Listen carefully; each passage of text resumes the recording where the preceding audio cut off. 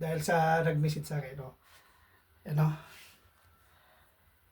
Yan, super pin. O, yan o. I-pusit-sit natin. Yan.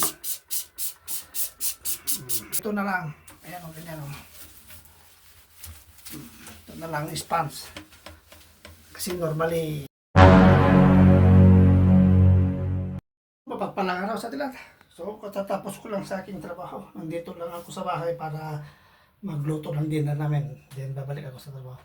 Dahil po may nag-visit po sa akin kung paano daw mag-alis po ng kalker sa salamin sa paliguan. So, ito salamin, pero hindi po paliguan to. Pero bibigyan ko kayo ng idea.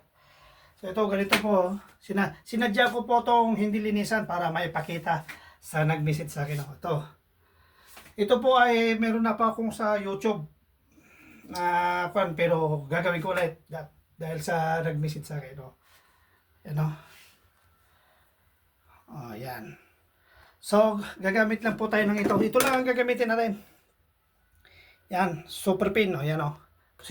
I-pusit-sit natin. Yan. Yan, hindi. Yan, damihan ko na para pan. Hindi ko po kanyan. Dire-diretso na po to.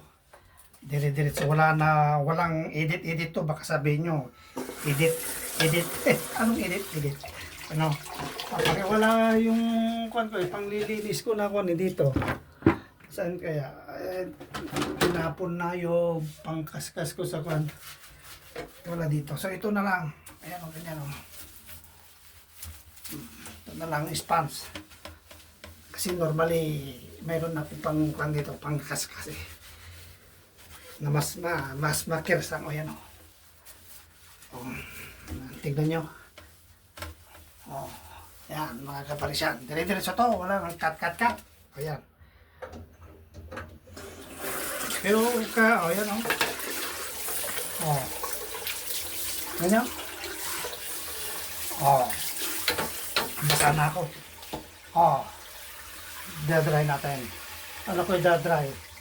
Pero, pwede na yan. Itong kwan. Ang gamitin ko. Mainit na tubig. Yan. Hindi. Naalis. Naalis yung kalker. Itong aray kong mainit. O yan o.